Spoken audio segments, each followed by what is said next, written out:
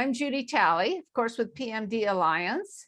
And Kelly Merkel here is with me. She's also with PMD Alliance. And between the two of us, we're going to be talking with Mickey Moskowitz, who is, her topic is, I think, relevant for so many situations when you're living with a movement disorder, of overcoming stigma and reclaiming dignity. Because sometimes the way people interpret the symptoms of PD is really very far off base. For example, if you haven't gotten our newsletter yet, it came out today, the PMD Alliance newsletter. There's an article in there by David Bickart, who's a person with Parkinson's, and it's called A Ticket for Pee Walking. And basically what he was doing was walking down the street, and a policeman in a car pulled over and got out of his car. And when it started to question David, because he thought he was drunk. And David was able to explain to this police officer, no, I'm not drunk, I have Parkinson's, and so my gait's a little unsteady, and all of the things that most of you are familiar with. And actually took it as an opportunity to educate that police officer about Parkinson's. But that is not an unusual kind of situation for people to be in, where their symptoms are misunderstood and misconstrued. So Mickey's going to talk with us more about all of that. She's the expert. She's a clinical health psychologist with a tremendous background in science. And I'm going to let you tell us more about yourself, Mickey. Thanks so much. Oh, and before we start, everybody, if you have questions or anything, most of you already know the chat down at the bottom of your Zoom screen. You can, if you chat, you can type in your questions and comments. We'll be using it later in Mickey's talk to get your opinions on some things. And so be sure and check out the chat feature as a way to communicate. We will be muting you all during Mickey's presentation. When she's finished, we'll turn everybody back on so that we can take some questions and have some conversation. So Mickey, go for it. All right. Well, thank you so much, Judy, for that introduction, and to PMD Alliance for inviting me here. So like Judy mentioned, I'm a psychologist. I work at a medical group in Rockville, Maryland. And the whole idea, my passion is for bringing mental health to the people. I work in a big medical practice. We serve about 30,000 people, and I get to see folks from all walks of life, and it's a real privilege. And so I see folks with Parkinson's. I see folks with all kinds of different chronic medical conditions, various mental health conditions. And part of the passion for the work I do overall is trying to reduce stigma and increase understanding and access to behavioral health care, and kind of helping people cope with and manage, the mental and physical aspects of their health and well-being. And this is my second time with the PMD Alliance doing a webinar. The first time was in March 2020, so it's a pleasure to be back. And just for a personal connection, my grandfather, my dad's dad, had Parkinson's, was diagnosed when I was 10, and he passed when I was in college. And I really didn't understand much about it as a kid, and learned a lot more as an adult kind of afterward. And it's a real honor to be, here in contact with this community. And my goal for today, as we're talking about overcoming stigma and reclaiming dignity, is that not to be, lecturing as an expert, but really, because I'm not, you are all the experts in your experience. And this is really about creating a framework and creating a space to name and identify and understand and get support for some things that are part of your day-to-day experience, living with Parkinson's or living with a movement disorder. And I want this to be as interactive as possible. It's a little bit of a challenge on Zoom, but we have some tools at our disposal that I hope will bring folks in. And I'm also so glad so many people have their cameras on. So it's really nice to see everybody's faces. Um, Part of making this interactive is wanted to just kind of get a sense for who all's in the room. We can't go around with everybody one by one, but we have just a couple polls just to kind of get a pulse of who is here.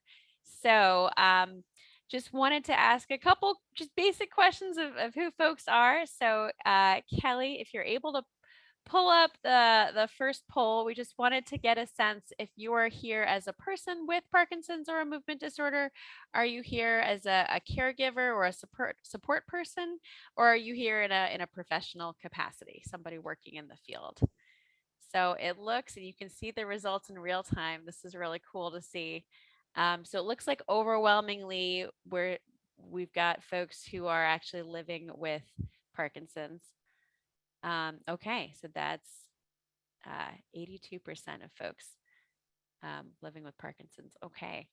And that's with 3/4 of folks responding. So thank you for that. Okay, so next question, just to get a sense of how long you or your loved one have been living with Parkinson's. Um, if it's been less than a year, if it's been 1 to 5 years, 6 to 10, or more than 10. Okay, it looks like so far we've got a really good mix here. So it looks like very few, only one person was recently diagnosed, but mostly people are kind of distributed among the other groups. Okay, and so it looks like just under half of folks are in the 1 to 5 range, but we have a really big range here. And I'm sure that's, that's affected your life experiences and kind of what you've seen if it's been more recent versus if you've been dealing with this for over a decade. So a lot of different experiences here. Okay, great.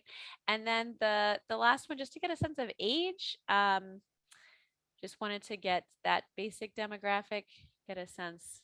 Folks who are under 50, 50 to 64, 65 to 7 through their 70s, or 80 or more. Okay, looks like so far we have got one major demographic here, a 65 to 79 range, but we do have folks spanning. Okay. All right. Well, thank you all for that. We've got some other interactive features coming your way a little bit later during this talk. So, okay, so we are going to start talking about stigma. I should add my shtick is whiteboards. I really like using whiteboards to make concepts seem more approachable and understandable. So I don't like PowerPoint. So we're doing all whiteboards today. All right. So the purpose of this, again, it's overcoming stigma and reclaiming dignity. And just to give you a little bit of a roadmap for where we're going, we're first going to talk about what is stigma, just to kind of understand that concept. We're going to then get into what does it mean to live with stigma, and really want to hear from folks about your experiences and kind of what you've encountered. And then our third section, we're going to get to kind of overcoming stigma and reclaiming dignity. And what does that mean? What does that look like in your life? So the next thing we're going to do is our next interactive feature is something called a word cloud. I don't know if we're going to get out of the slides for a second, and Kelly's going to set up a word cloud for us. So if you haven't seen a word cloud before, the way it works is you get different words showing up, and the words that are used more frequently show up bigger. Just to give you a little demonstration of what this looks like, we're going to ask a very basic, silly question, which is, what is your favorite color? So if you want to get that in the chat. My favorite color is blue. I'm going to put that out there, but everybody, encourage you to just put your favorite color out there. Okay, blue is the winner so far. That's really big, but we've got other ones coming too. And so this is, just doing this now so you can get a sense of what a word cloud is. And we're going to be using this tool so that when you're sharing something about your experience, you can kind of see in real time in this fun visual way, how your experience might be shared by other folks too. Okay, so lots of great colors there. I think it's funny that blue shows up in blue, but green shows up in red. That's how this word cloud is going today. Okay. All right. You get the idea. So thanks everyone for that. Okay. The next word cloud we're going to do is about stigma. And I can give you, we can get into some definitions of, what is stigma? What does it mean? How is it defined? But before we get into that, I want to do a word cloud about what your understanding of stigma is. So I'm going to ask you to put in the chat now, um, what are the words that you associate with stigma? So we're going to clear out the color word cloud and we're going to create a new one here. And so you can start putting things on the chat even even before the word cloud is visible. So if there's just words that you associate with stigma. Okay. So staring, embarrassment, uncomfortable. So keep these coming. And the way the word cloud works is it really just kind of picks up on one word at a time. So just, if you could put a word that comes to mind. And somebody just sent me a direct message with a question. If you can send your questions to Judy, that would be best. And then Judy's going to help collect your questions. Okay, so we're seeing shame, negative, look down on, question, ignore, assumptions.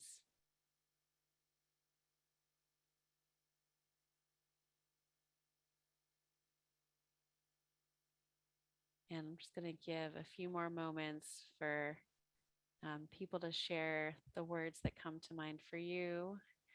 I'm going to see how these show up.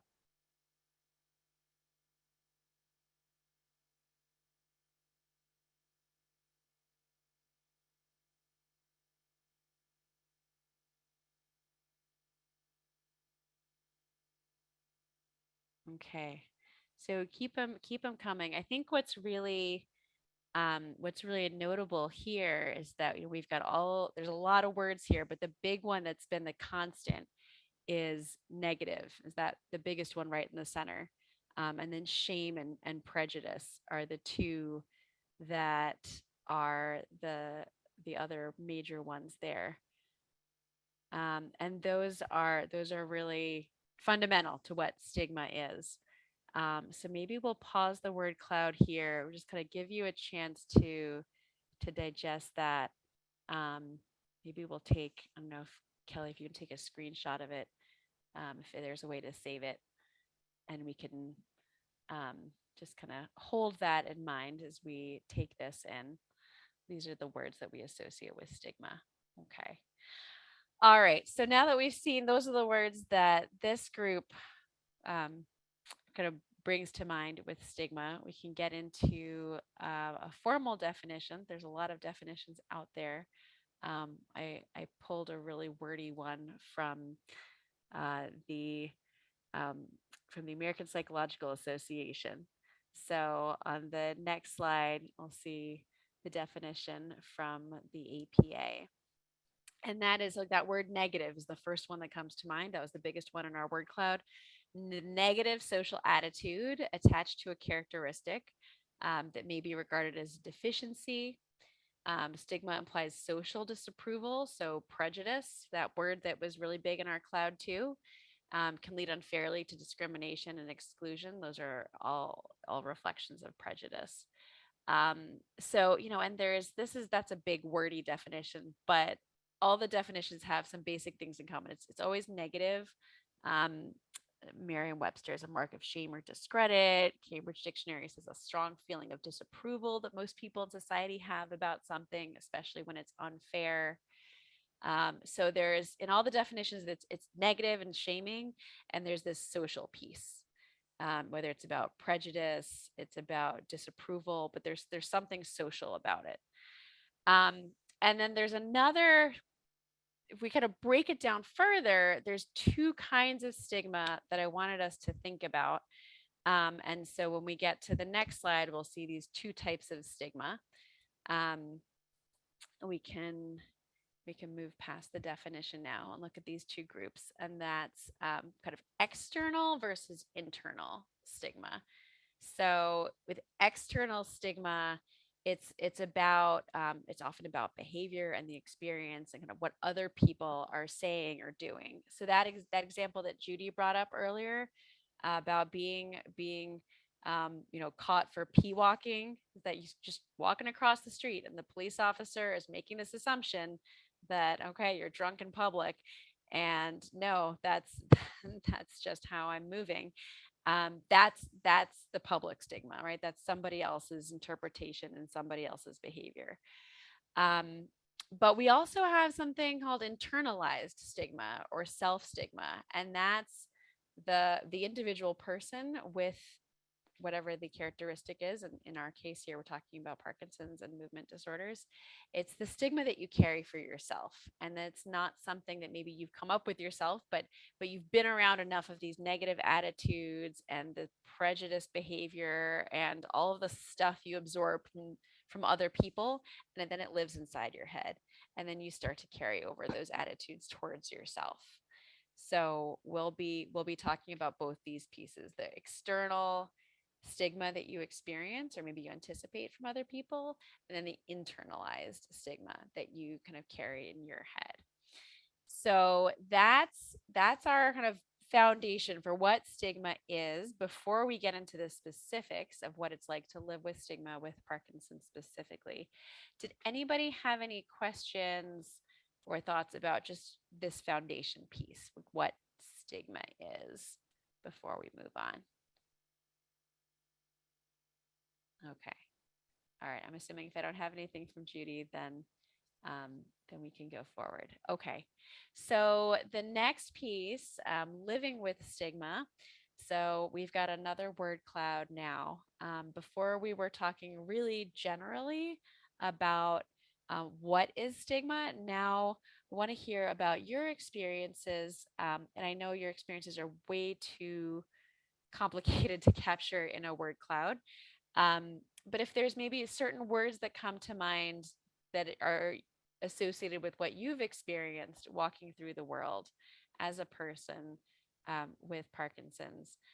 So we're going to start putting those words in the chat, and then we'll have another word cloud just to kind of get a sense of what folks in this Zoom room have experienced personally.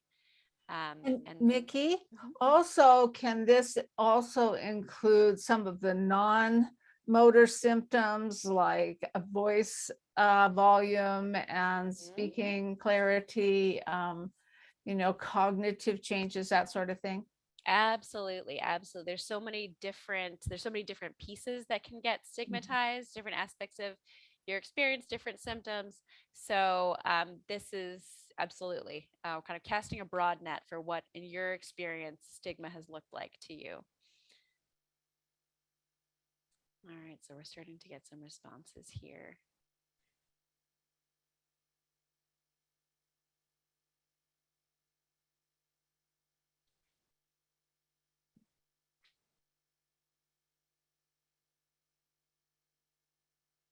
Okay.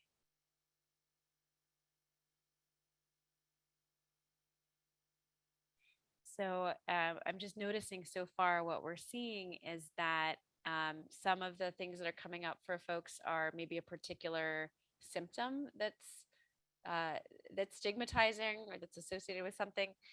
So like the slowed speech, and some of what people are putting up is kind of how you feel when you experience stigma. So self-conscious seems to be, that's a really big one.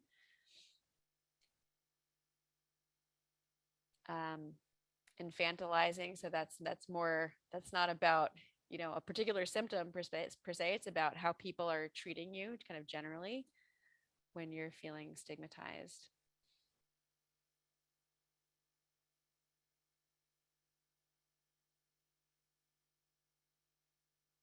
So feeling panicky, feeling misunderstood, uh, and maybe hiding as a result of the stigma.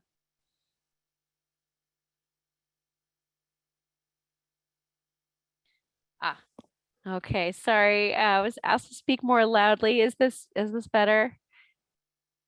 Okay, definitely cue me if you're having trouble hearing me. So thank you, Susan. And if you need me to speak up again, definitely let me know. Okay. All right. So I think, and people can keep on adding more. It looks like, so self-conscious is the big unifier in terms of how people feel. And the word slow is showing up a lot. Slow speech, slow movement, just slow period, slow processing. So it seems like from folks here, that's the symptom, and that's the aspect of how Parkinson's manifests that's leads to the most stigma. And then kind of feeling burdensome, feeling misunderstood, feeling some social anxiety, feeling frustrated, feeling a loss of control, not feeling accepted. Absolutely. Okay.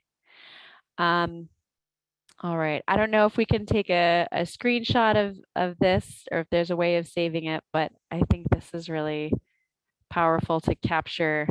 Thank you to everybody who shared your experience and put it in there. I think that helps to have that visual of what folks in this group have experienced themselves. And if we go, so we're pivoting back and forth between the word clouds and the slides. And so if we go back to the slides now, I just want to give you a little bit of a framework for what some of the research has described. None of this is going to be new to you. So I'm not telling you anything you don't already know, but just sometimes it helps to kind of put a frame around things to kind of make sense of what you already know and experience. So some of the areas of what it's like to live with stigma that have been described, this actually kind of maps onto a lot of what you were all describing in the word cloud. So a lot of it has to do with the symptoms, and symptoms that are most noticeable, that can be misunderstood. That the pee walking anecdote that's in the newsletter today, that's a common one that comes up. All right, with motor symptoms and tremors being misunderstood, misattributed to something else, and a lot of embarrassment around symptoms. There's the relationships and communication piece, right, where having slower speech or slower reactions, or in the literature they talk about the facial mask, if it's harder to communicate and to feel understood. And then some folks put out in the word cloud that word misunderstood, right? So getting to that idea that when you're living with Parkinson's, just the act of interacting with people and making yourself understood and really seen by others can be really hard. Some of the other themes that have come up in the literature, just difficulty keeping up with people and how that really gets in the way of social life, right? If you can't physically keep up moving, if it's hard to keep up in conversation, if your reactions are slower, all of that, it's just a lot of it's thinking about like a bicycle and like the gears that are turning in the course of a normal conversation and any kind of day-to-day interaction. And if you've got all these things that are getting like making the gears get stuck or slow down, it's just really hard to keep the pace, and that can be a wedge with other people. So those are two big areas that it sounds like people were referencing in the chat. Another one that comes up in the literature that also was very clear in the chat, about perceptions, about how people see you, what they assume about you. I think I saw the word infantilizing there, right? Being seen as less capable, as less autonomous. Not being understood, not being taken seriously. The word burdensome was there. So being seen, being perceived as a burden. some other things that kind of came up in literature, just sensing like pity, sensing people feel sorry for you, or just being stared at, feeling misunderstood.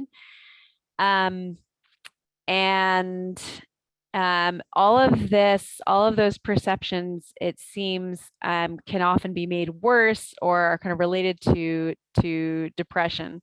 And that when you're experiencing all of this negativity, and you also have depression, that negativity really it sets in much deeper, and then the experience of stigma is all the worse, which affects quality of life.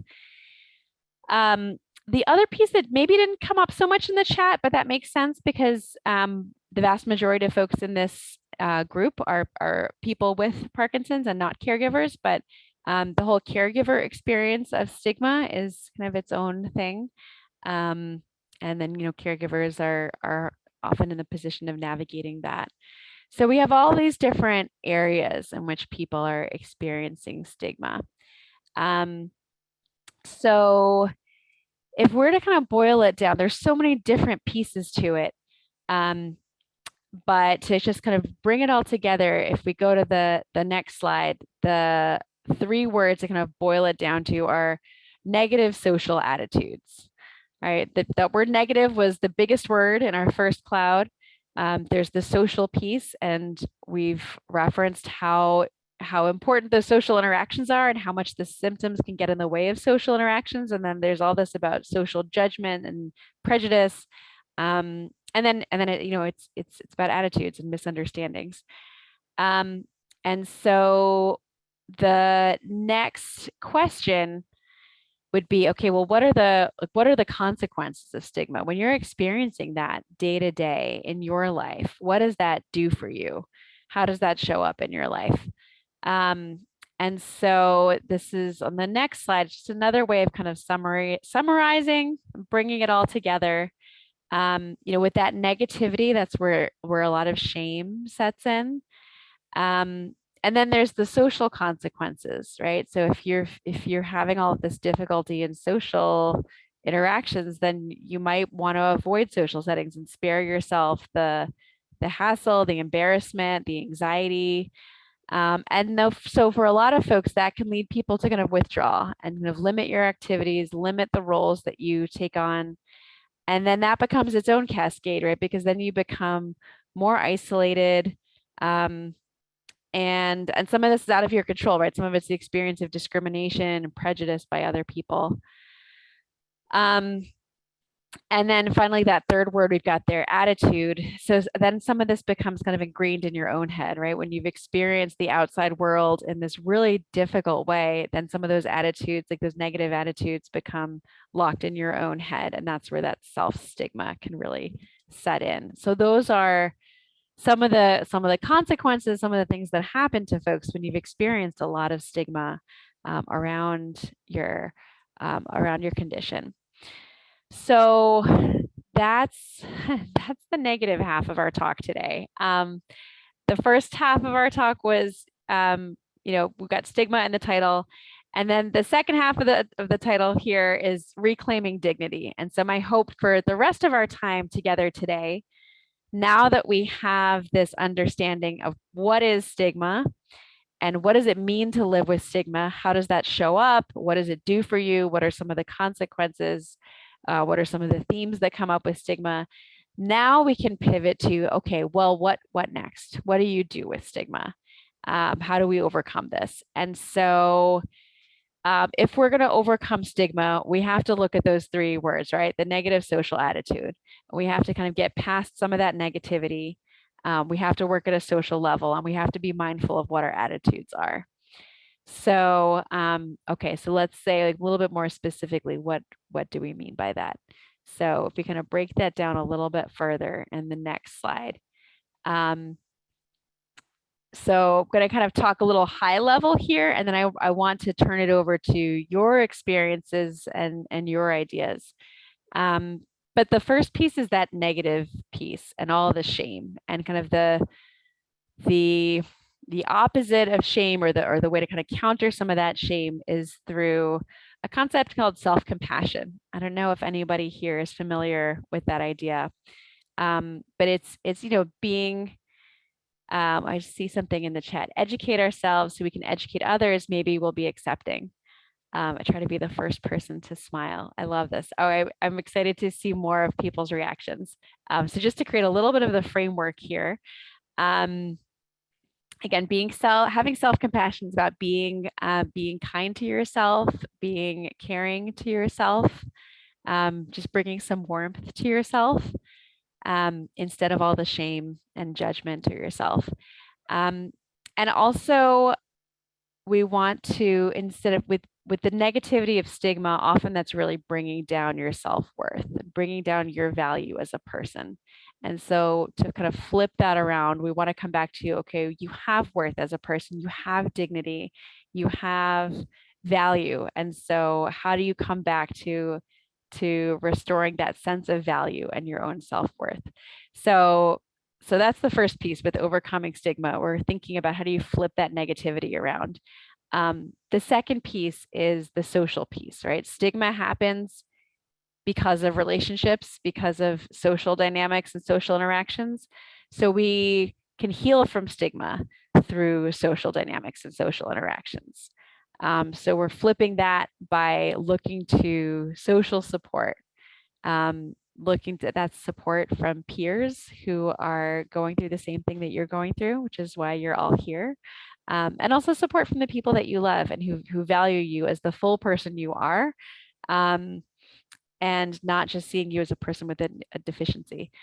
And also thinking about taking an active role in society. So having, again, it comes back to having value as a person in this world of people. And then finally, that word attitude, thinking, okay, like what is your attitude? Getting past that self-stigma that's being stuck in your own head, thinking about what is your attitude to what does it mean to be a person with Parkinson's, and kind of accepting that this is part of your life, but it's not the only part of your life, and it's not the only thing that determines your worth. So that's kind of like the big picture framework. I would love to do, now we'll get to our final word cloud, and hopefully this will maybe spur some more discussion and interaction, whether that's in the chat or if people want to pass on questions to Judy to share. Again, thinking about these three pieces, overcoming negativity through kindness to yourself and through a sense of dignity. Like, what does that mean? What does that look like? Social support, having a social role, and changing your attitude towards yourself. So I'm really excited and curious to hear from your experiences of how have you kind of grappled with, or how have you responded to kind of try to overcome stigma through those pieces, through kind of trying to turn around that negativity and trying to kind of keep social connections, social support, and trying to shift your attitude. So we've already got some responses here in the chat.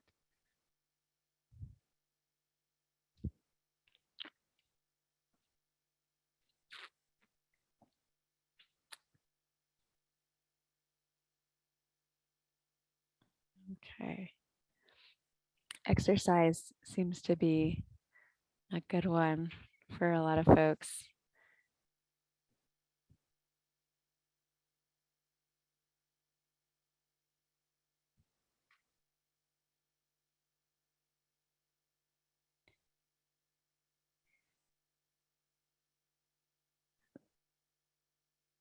And then the social piece I'm seeing, reaching out to friends.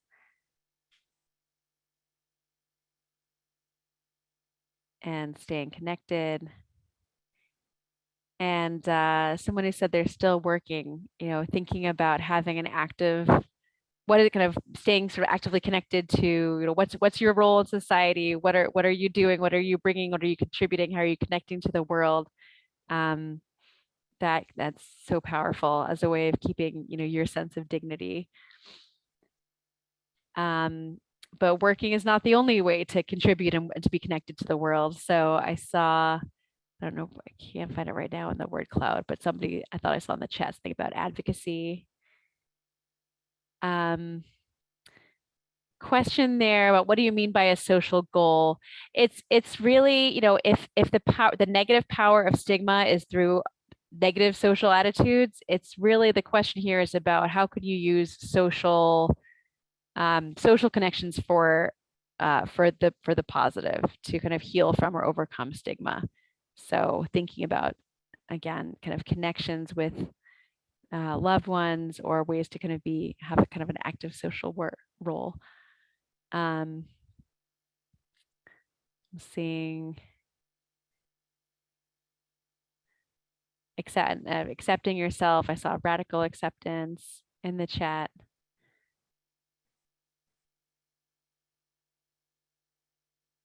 Helping someone else. I'm glad somebody said that because so often that's such a powerful response to stigma, right? If stigma is kind of minimizing your value and putting you down, then when you're in the position of helping somebody else, that gives you so much. That's so rewarding, and it gives you so much value, and both you and the other person are benefiting.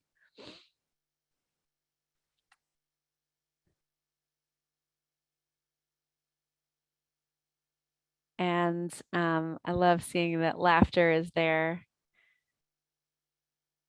That's a huge coping strategy right there.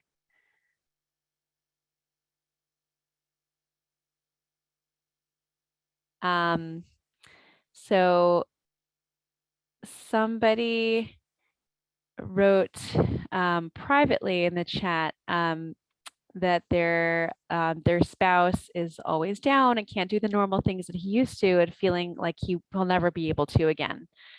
And that the social piece is when you're quarantined because of COVID, that kind of takes the social piece out of the picture. But he's missing people, missing community, and feel like he has no hope. So it's a really hard situation to be in when you can't do things the way it used to be. So it seems like staying active is really helpful for a lot of people here, and seeing that in the cloud. But then the question is, okay, well, when you can't do the things that you used to do, how can you still find a role for yourself and still feel a sense of contribution and a sense of participation, even if it's not what you used to be able to do?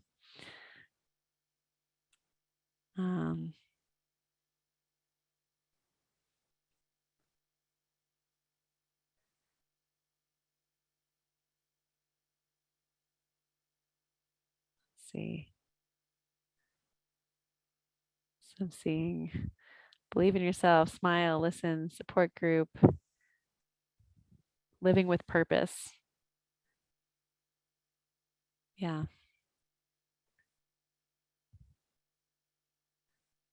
So really a lot of different coping strategies in place here. Someone just put this in the chat, trying to remind myself daily that someone is worse than me. And that can be, sometimes people can get in that just that taking perspective, and as bad as it is, it could be worse, and being able to have gratitude for what you do have is never something you want anybody else to lecture you about, but if you can genuinely feel that for yourself.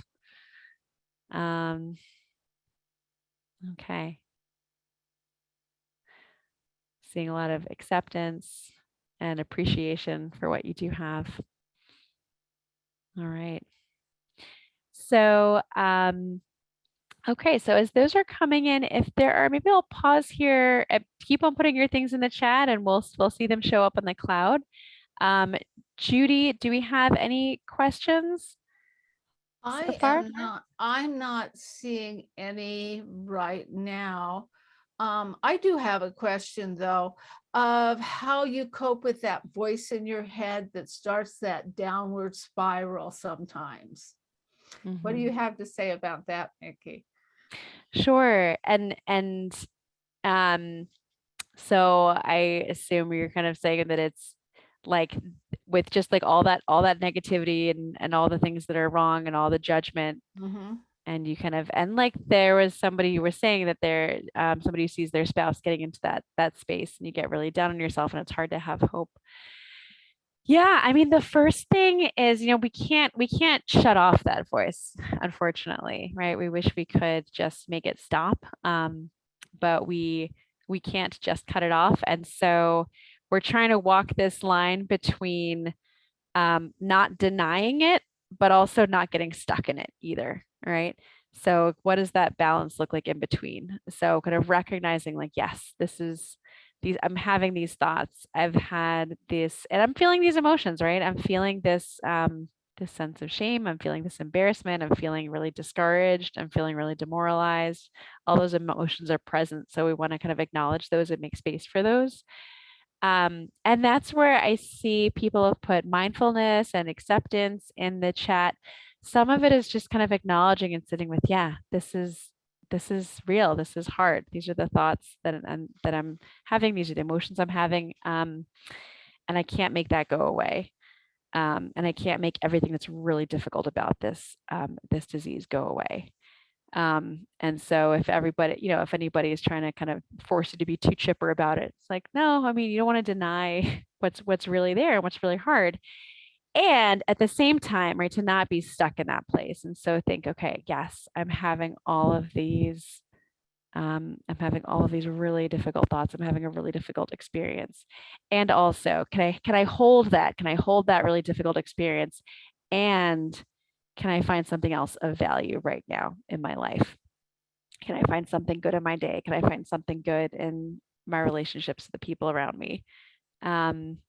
And so being able to kind of hold it and also hold the other stuff at the same time. Sometimes I think about holding, like, I have these little visual aid here, these like putty things, right? So if the red is like all this negativity and all that voice in your head, right, and all those really difficult emotions, and you're holding all of that, and sometimes it feels like it's all you can see, right? It's right in front of your face, and it's just clouding your entire field of vision. If I can take it and say, I can't make this go away, but if I could take it from here to here, so it's there, it's in the background, but what else do I also have space for? Can I also make space to hold the good things in my life and the valuable things, the things that fuel me and that give me meaning and purpose? And I think you see that in the chat here, right? So like, just because, when you're exercising or you're involved in advocacy or you have a good laugh or you're watching sports, it doesn't make all of this stuff go away. It doesn't make it disappear, but it makes it more manageable, and it makes it more, it balances it out with a different part of your experience. And you're on mute, Judy. Sometimes I do that. We've got one question that's pretty specific. What do you say when someone acts patronizing? Ooh. I would be curious to hear from folks. I think there's so much wisdom in this room that goes way beyond what I can say. So I would want to hear from folks here when somebody has acted patronizing to you. And like that word infantilizing is kind of stuck with me from a previous word cloud. People can put in the chat, what do you do when somebody's acting patronizing to you? Do you have kind of a go-to? I mean, I could, while we're waiting for folks to respond, I can just kind of offer up some possibilities, but I do want to hear from folks here. So if you've had a good comeback or okay, make a joke of it. And somebody acts patronizing. So, and I saw, people are referencing sense of humor and laughter in this cloud here. And so there's so much power in that. If that's something that, some people are more comfortable with that as a go-to than others. But if you are, just to kind of diffuse the situation. Or I'm curious the different ways that it shows. Oh, Monty Python to the rescue. I'm not dead yet. That's great. And I wonder, like, the context where that's showing up, if somebody seems like they're assuming that you can't do something that you really can do yourself, they're treating you as kind of not capable. Is that the That might be the situation. Yeah, so maybe just kind of correct and then be like, oh, I got this. I'm fine. Thanks. I think it depends on what, if it's somebody in your life that you have you're going to be having repeated interactions with, or if it's a stranger on the street. And if it's a stranger on the street, do you need to, how much is it going to be helpful to engage? Versus if it's somebody that you're going to be interacting with a lot, then maybe you want to have more of a conversation of like, hey, I think maybe um, maybe it's not clear, but I can do this myself. I got this. Or, when you said that, it felt, this way to me. You can open up more of a conversation. Somebody wrote, let's see.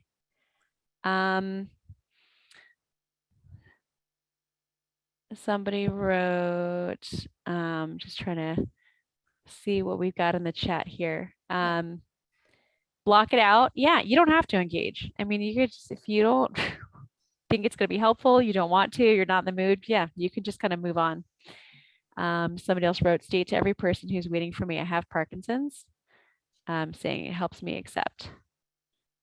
Saying it helps me accept, right? So just acknowledging it, naming it, and then you're actually really doing a service for other people, because the more that you, I think about that story with the man who's crossing the street. If the policeman didn't know this is what Parkinson's is, this is how it can manifest, by educating that person, maybe then they know the next time they see somebody, before I make an assumption, this could be their condition.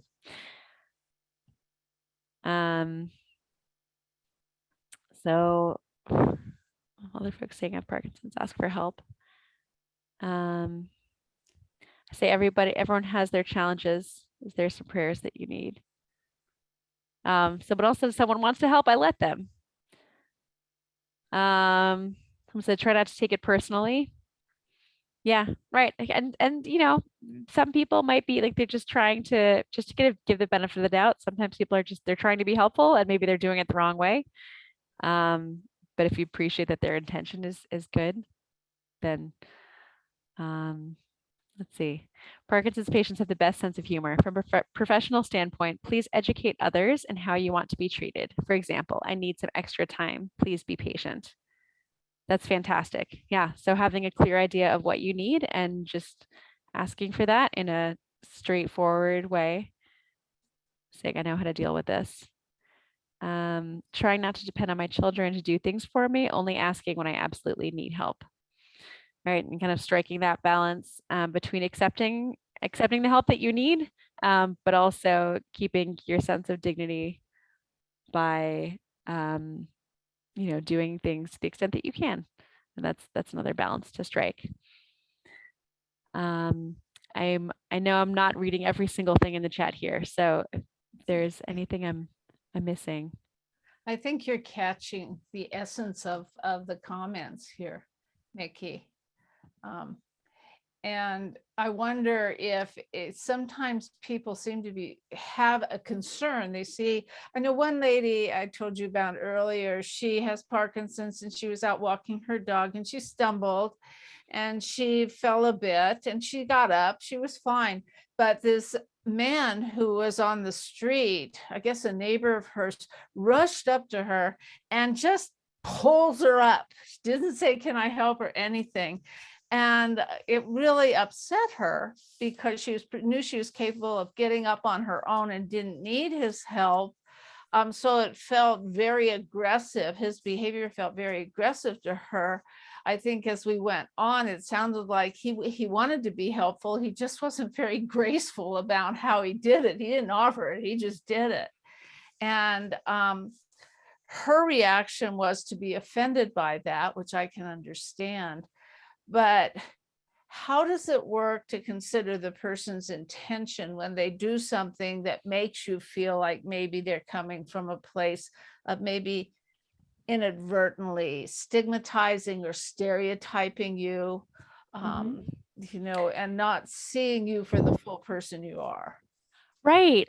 I'm so glad that you said that, because there so often is that disconnect. And when you've been, from the perspective of the person who's living with this and has experienced so much, judgment and misunderstanding, then your defenses might be up, right? You might be very quick to say, oh gosh, another person who's, assuming I can't do this myself when I can.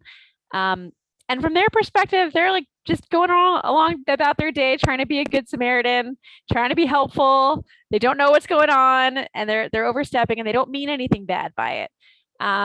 So that is an important thing to kind of keep in mind too. Just to be able to kind of give the benefit of the doubt and give people some, as you're giving yourself some compassion, also kind of give some compassion to other folks that you don't know what's going on with them and why they're responding the way they are. One framework, and actually I'm going to give you a little bit of whiteboarding in real time here. Got my mini whiteboard.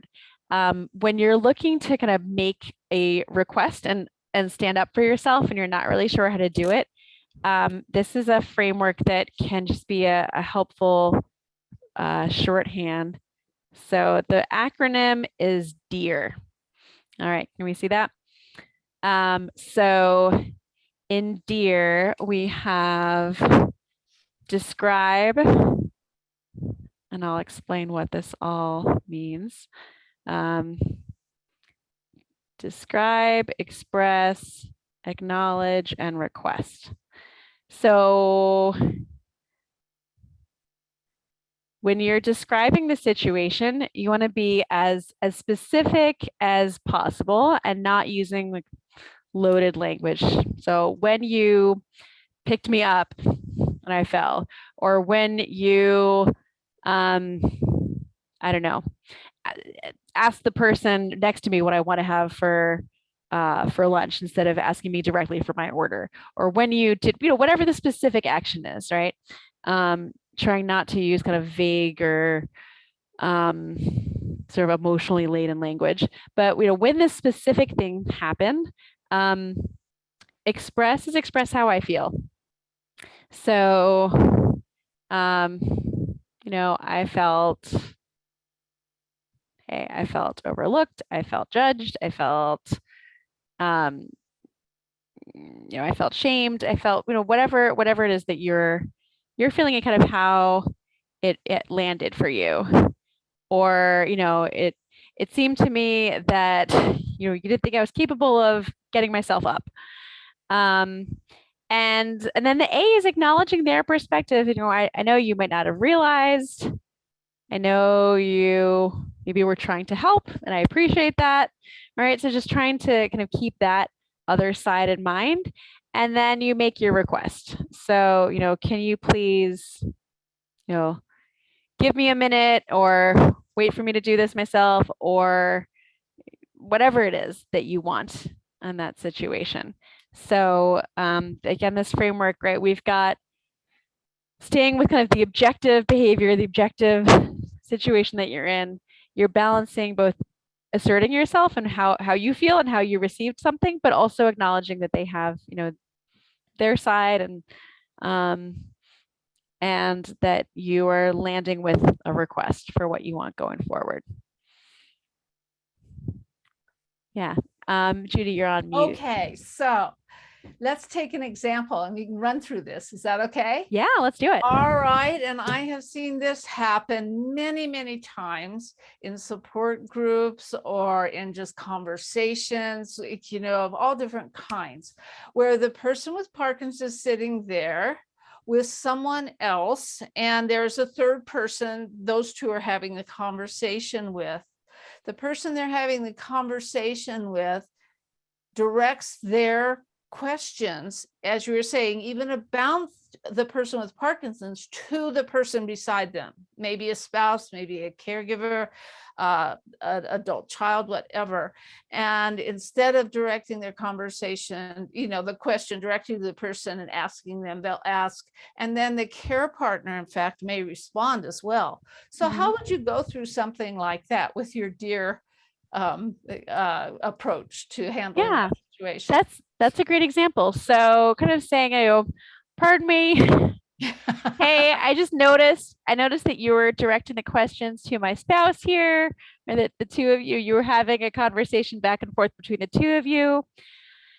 When that happens, it makes me feel overlooked, or it makes me feel like I'm not, like I don't have a voice, or, I'm not a full person in this interaction, or I feel, um, I feel discounted, or I feel like I'm not, my thoughts and feelings don't matter, or, some of this can sound a little, that sounds too, I don't know, like the emotion words can be a little bit much for some folks. So, you find the words that feel right for you. So, or just like, hey, that's really hard for me because I want to be, I'm here and I have my perspective and opinions, and I need a little more time responding. I need you to be patient with.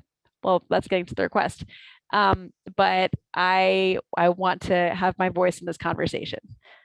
I know you might not have meant anything by it, and maybe you notice that my partner is quicker at responding, maybe, or I know you might not have realized that, you might not have realized what you were doing, or you might not have realized that it felt that way to me.